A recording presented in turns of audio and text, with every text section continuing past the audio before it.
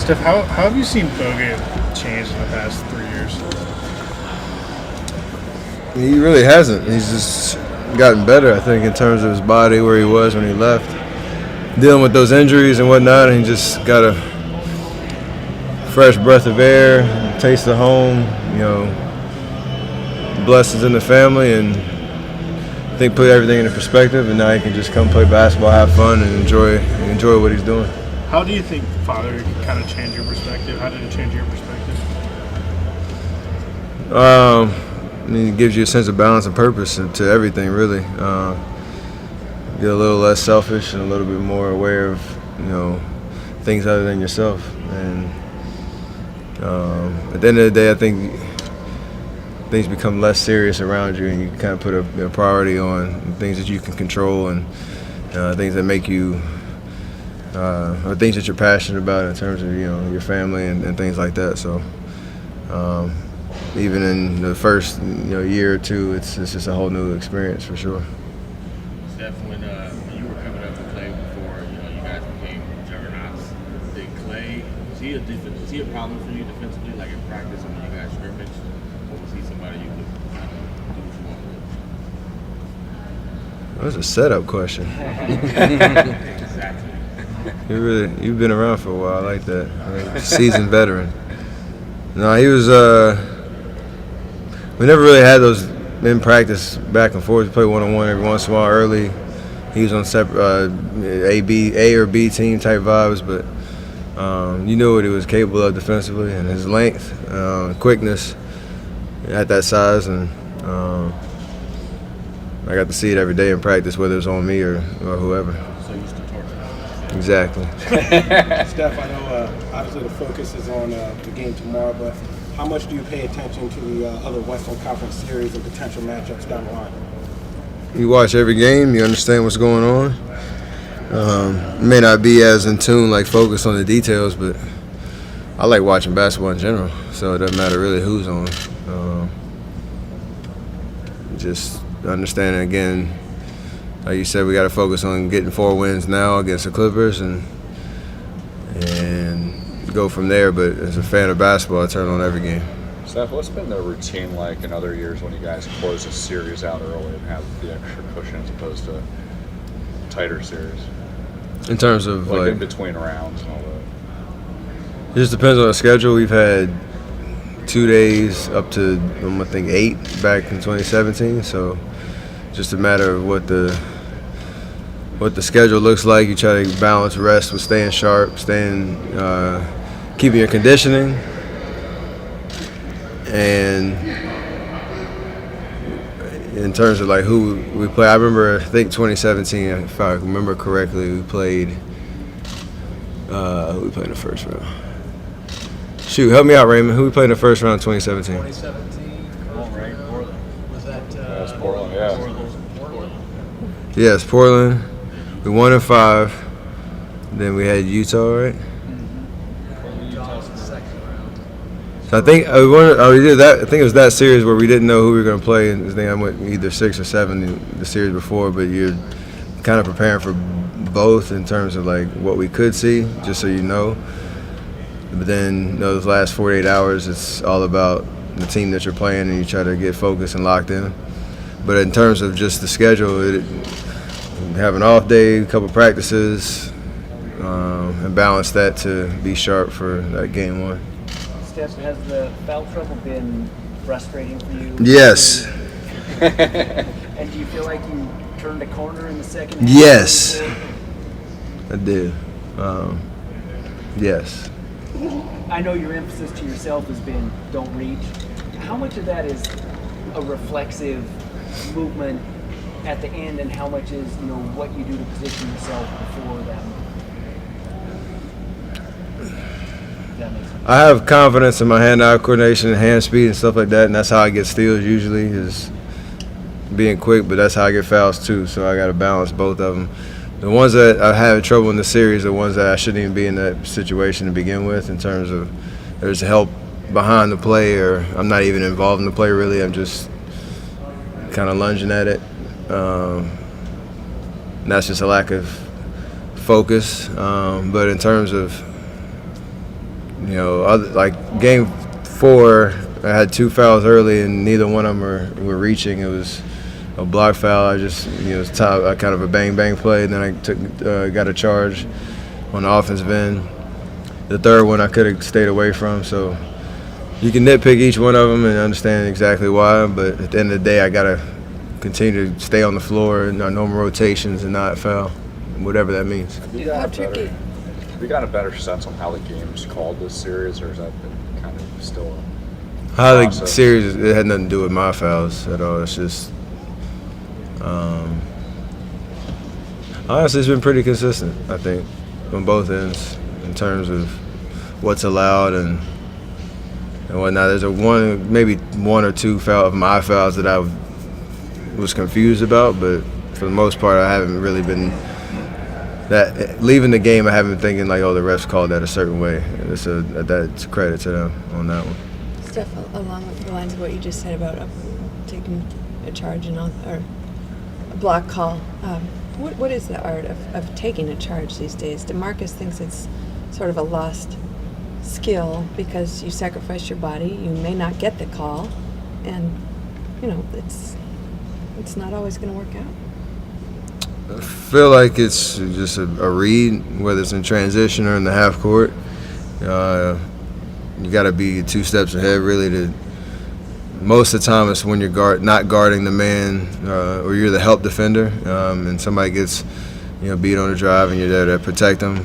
Sometimes it is that one-on-one matchup. It's more likely for the big men who are in the post that can, anticipate a drive or something and take a charge. But at the end of the day, if that's something that you like to do, you got to be all right with some of them not going your way because they are really subjective at the end of the day. Whether you were slightly moving side to side or your feet were planted or, the charge circle, debate, all that type of stuff. So just got to take the good with the bad. But the ones that do it well get the benefit of the doubt more times than not, for sure. Steph, is it easy to compartmentalize? I mean, when you are frustrated by foul trouble, does that affect your shooting at all? I mean, you obviously shot well earlier in the series when you were in some foul trouble, and Sunday didn't shoot that well. I mean, do you separate? Is it easy to separate, or what do you do to kind of not let that affect your offense? It's a great question. I haven't really figured it out. At the end of the day, if you miss your normal rotation, you're sitting on the bench for a long time, it takes a minute to get your legs back going, but I obviously have confidence that I can figure that out. I don't know historically throughout my career what that's been like, but in the playoffs, everything's amplified, so you can kind of say, was that the reason I shot poorly in Game 3? It wasn't. I just missed shots. But the hardest part is just staying engaged, in the speed of the game and just the fine details of, whatever style's being played that night and being ready to jump back in there and still be effective. So at the end of the day, it goes back to the root of the issue. Just don't get in foul trouble. Don't have to worry about it. Well, it affects your rhythm, right? I mean, if you're not out there in normal stretches, I would imagine. Yeah, I mean, if you're play 82 games a certain way or majority of your games a certain way and it switches, it does, shock your body a little bit. But at the end of the day, we're all able to adjust on the fly. You gotta be able to do that. Does off shooting nights bother you as much as they used to when you were a younger player? Yeah, I still get frustrated, but at the end of the day, the pride you take in your game is really not about that per se. It's the little stuff that you help your team win. That sounds cliche, but it's literally like in a game like Game 4 where Katie and Clay have it going. I make one timely basket down the stretch of the third and a layup in the fourth, whatever it is. But in the whole second half, not foul and play solid defense. Those little things I can look back and say were positives. And then you get back in the lab the day after the game and work on your craft and come in with the same confidence for Game 5 to shoot the basketball. So we are prisoners of our own expectations in that sense, because I don't need anybody to ask me about my shooting after that game. I know exactly where I'm at mentally with it. And you can play well for 3 straight games, have one off game, that one might speak louder than the other three, just how it goes. So you got to take the good with the bad on that. That wisdom speaking. Yeah. So back in the day, you would have shot 10 hours at 12 o'clock at night. No, I probably wouldn't have done that either, but I would have maybe I lost a couple hours of sleep over it. Maybe, I don't know. Do you remember how your dad handled poor shooting nights? Did he wear it on his sleeve much or not really? Not really, actually.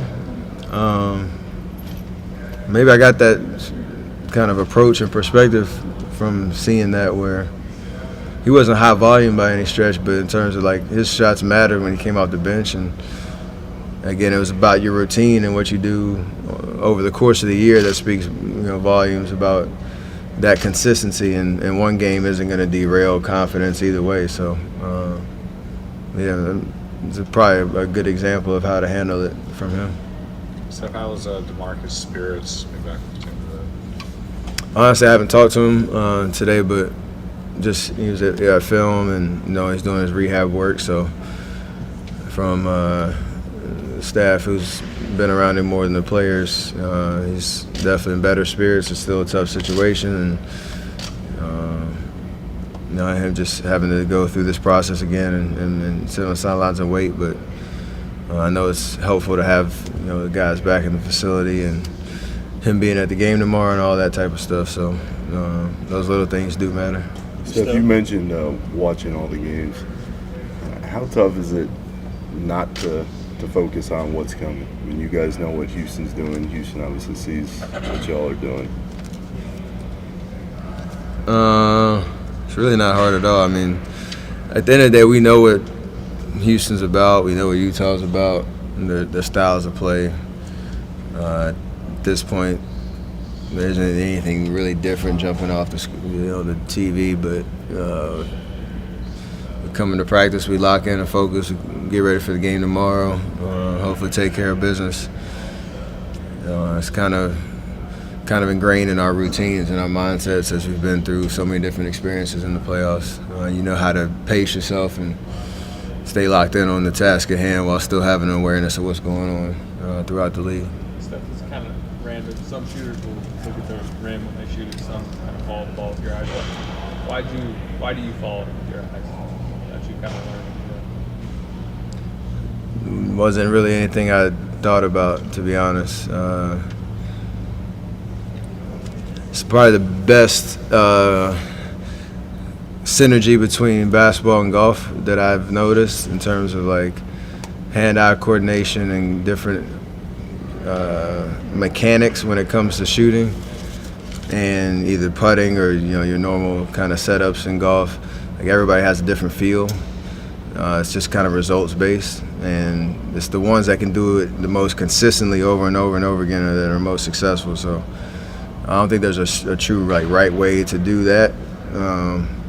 It's just a matter of can you repeat it over and over again. So I've seen guys stand over a putt and look at the little spot underneath the ball and then follow with their eyes. I've seen guys follow the ball with their eyes as they hit. I've seen Jordan Spieth look at the hole on like 5-footers and stuff like that. So same kind of principle when it comes to shooting. It's just can you repeat it and can those mechanics be the same over and over again? That's just a natural way I feel like I've shot, and you work at it. Steph, anything you can say about Luke Walton and the lawsuit he's facing now? No, I know the team had a comment on it. That's pretty much all we can say right now. But in terms of Luke, he's known him for a long time, so just hopefully everything works out. Thank you, sir. So.